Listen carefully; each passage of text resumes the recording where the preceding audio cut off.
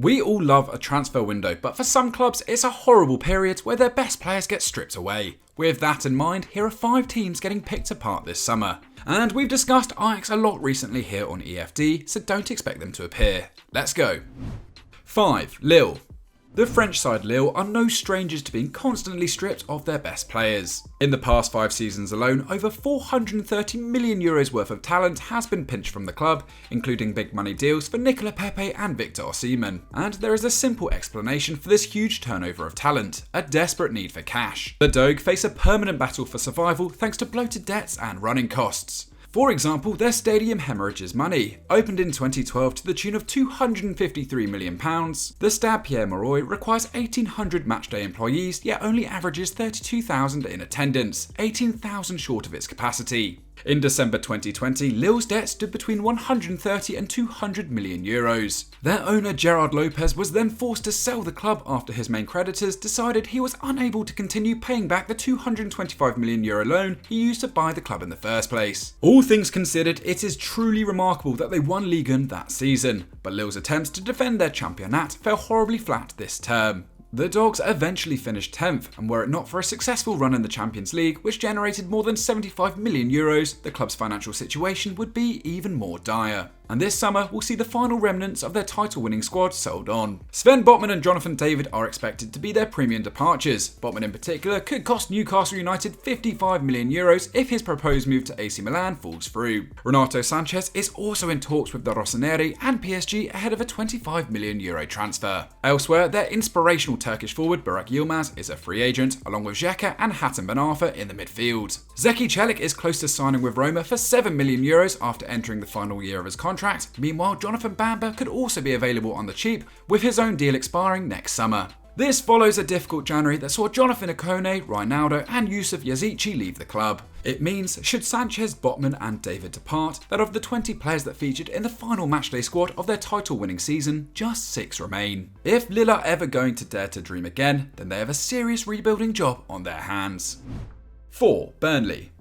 Relegation to the Championship means the squad that so valiantly kept Burnley in the top flight is set to be torn apart. The Clarets were never massive spenders during their 6-year stay in the Premier League. Their yearly net spend only twice exceeded £10 million, and Ben Gibson remains their record arrival at a modest £16.9 million. Still, the Lancashire outfit boasts enough desirable talent that will be looking to move on. Already there has been a mass exodus out of Turf Moor, with 14 players walking away as free agents. That includes Eric Peters and Dale Stevens, the veteran pair of Aaron Lennon and Phil Bardsley, plus the esteemed defensive duo of Ben Mee and James Tarkowski. The pair had collectively made over 550 appearances for Burnley, while Tarkowski produced the most clearances of any Premier League player over the past 3 seasons. The 29-year-old is close to joining Everton. But it's not all doom and gloom, with Jack Cork and Matej Vidra still in discussions over a new contract and Ashley Barnes tied down to next term.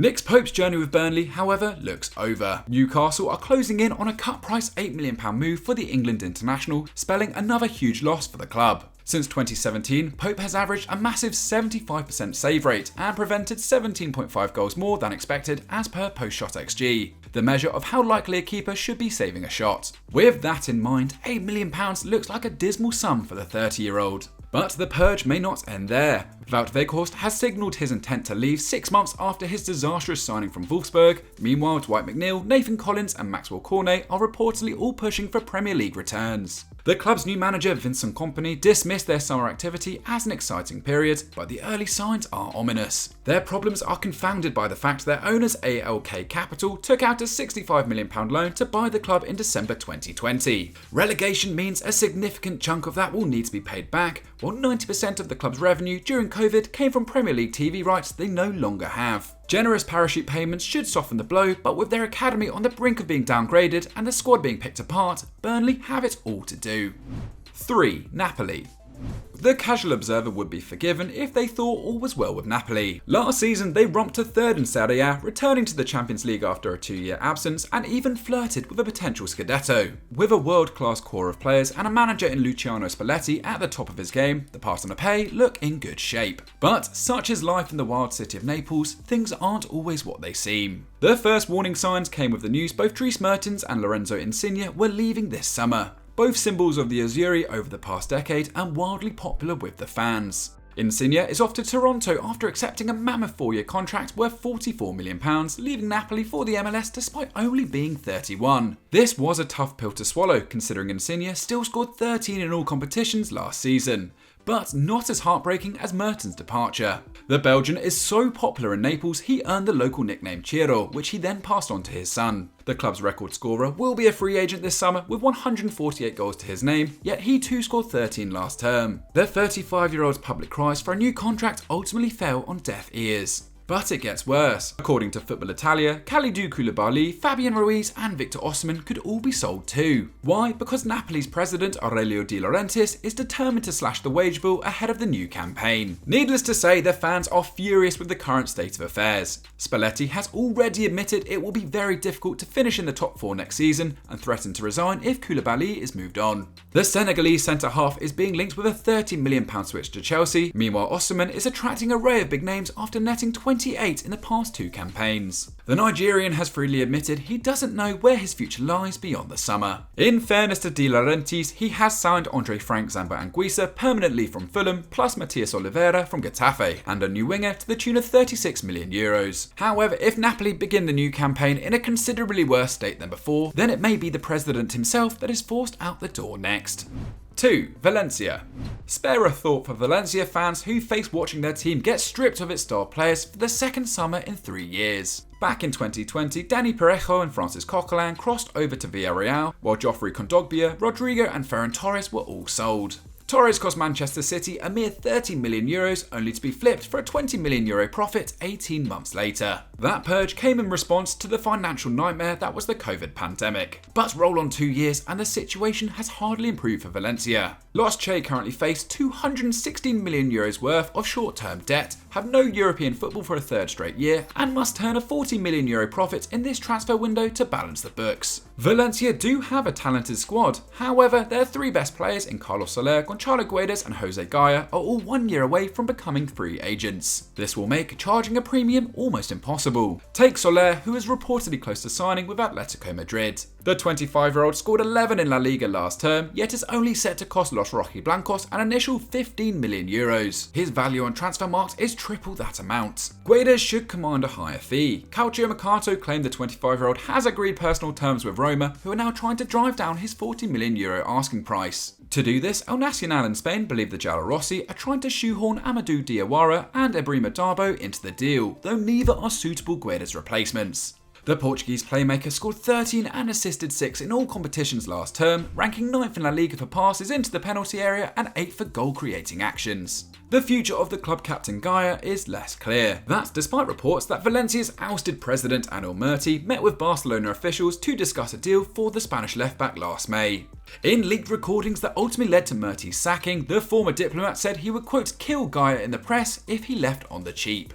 But it doesn't stop there. Denis Cheryshev is a free agent after 4 seasons with the club, while Fiorentina are heavily linked with a €15 million bid for their teenage American midfielder Yunus Musa. Gennaro Gattuso recently became the 15th manager in the hectic and deeply unpopular ownership of Peter Lim. A decent appointment, but the Italian has one hell of a task on his hands, restoring pride to the Bats once more.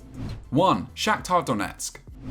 One of the knock-on effects of Russia's abhorrent invasion of Ukraine is the disintegration of the country's football structure. On the 26th of April, the Ukrainian Premier League was suspended following an extraordinary general meeting. This didn't stop the nation's 2 biggest clubs, Shakhtar Donetsk and Dynamo Kiev, touring Europe in a series of charity matches. It was then announced that the Ukrainian Championship would resume on all levels in August. No winner was declared for the 2021-22 campaign, though Shakhtar Donetsk are in line to gain direct entry into the Champions League group stages next season. After all, the club are no strangers to hardship, having been forced from their home in the Donbass once fighting erupted in the region in 2014. How far the Ukrainian Premier League can return to normal remains to be seen. Several stadiums have been severely damaged, and clubs like Zorya Luhansk and FK Mariupol have geographically fallen under Russian control. It is also unclear who Ukrainian clubs can sign and to what extent they can retain their existing talent. Understandably, a number of foreign players have been apprehensive about returning to the country. Shakhtar Donetsk have already released a number of players in the wake of the invasion, including the Brazilian pair of Junior Moraes and Datinho. And this summer has seen the Brazilian forward Fernando join Red Bull Salzburg for £5.4 million